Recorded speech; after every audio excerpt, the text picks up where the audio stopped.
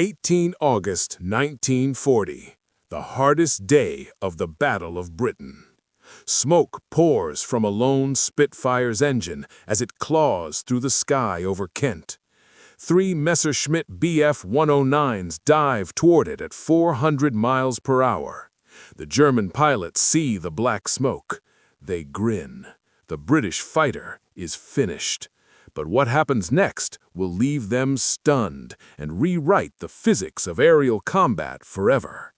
This is the story of how one disabled Spitfire destroyed 3 Bf-109s while flying upside down, and how a stubborn engineer named Beatrice Schilling changed the war with nothing more than a brass washer.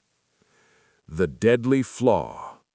When the Battle of Britain began in July 1940, Britain's survival depended on 2 aircraft, the Supermarine Spitfire, the Hawker Hurricane, both powered by the legendary Rolls-Royce Merlin engine. Powerful, fast, elegant, but fatally flawed. Unlike the German Messerschmitt Bf-109, which used fuel injection, the Merlin used a float-type carburetor. Here's the problem. Push the nose down into -G, even for a few seconds, and the fuel flooded the chamber.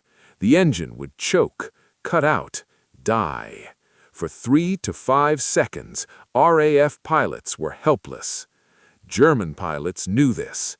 Their standard escape tactic was simple. Roll inverted, push forward, dive away. British pilots couldn't follow. If they tried, their engines quit. And in air combat, 3 seconds is the difference between victory and death. The engineer nobody took seriously. 40 miles away at Farnborough, a 31-year-old engineer studied the problem. She didn't have political influence. She wasn't invited to senior strategy meetings. Many called her that motorcycle girl. But she understood carburetors because she'd rebuilt them in her parents' garage as a teenager. Her name was Beatrice "Tilly" Schilling. While senior engineers tried redesigning the entire engine, a process that would take 18 months, she asked a different question. What if we just limit the fuel flow? Instead of redesigning the Merlin, what if you simply restricted how much fuel could flood the chamber during -G? She took a brass washer, drilled a tiny hole in it, exactly 0.055 inches wide. Not bigger, not smaller. Too wide, flooding continues. Too narrow, engine starves. The margin of error was microscopic. She installed it, tested the engine. -G, 3 seconds, still running. 5 seconds, still running. 10 seconds, perfect.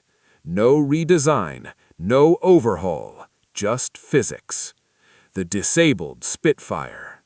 September 1940, over Kent. An RAF Spitfire appears to be in trouble, black smoke trailing from the exhaust. 3 Bf-109s see easy prey. They dive. The lead German rolls inverted. Push forward, -G dive. The classic escape. The German pilot expects the Spitfire to fall away with a dead engine. But this Spitfire doesn't fall away. It rolls inverted too, pushes forward, and keeps coming. The German pilot glances back. Still there. Impossible. He dives steeper. The British fighter stays glued to his tail. Cannon fire erupts. The first Bf-109 spirals down. The other 2 attempt the same escape maneuver. Inverted, dive, -G. But the Spitfire follows them both. Within minutes, 3 German fighters are burning in the English countryside. The Luftwaffe pilots who survive cannot understand what happened.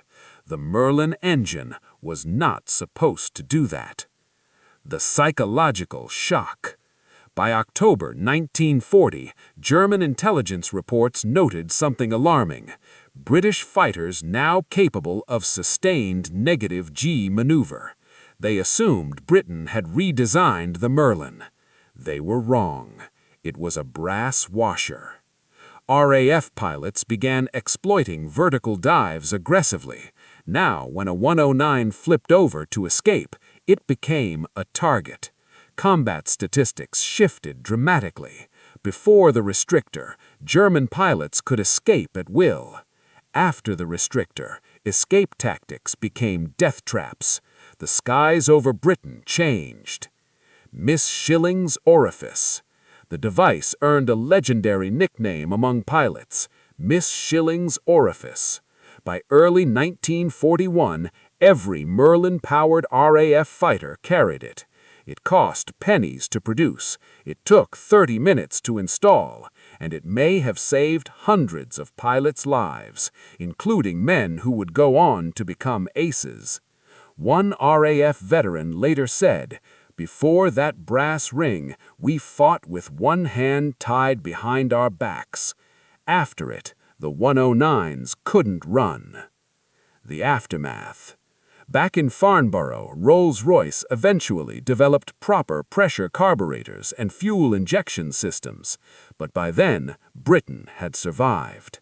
The Battle of Britain ended October 31, 1940.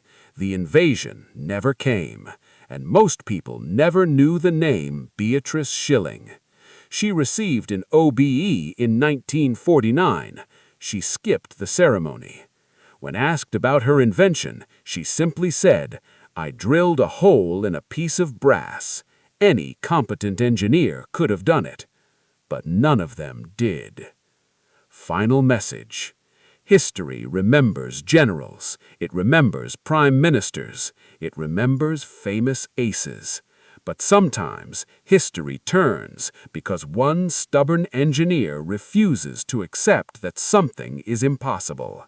One brass washer, one tiny hole, one disabled Spitfire flying upside down, and 3 German fighters that never made it home.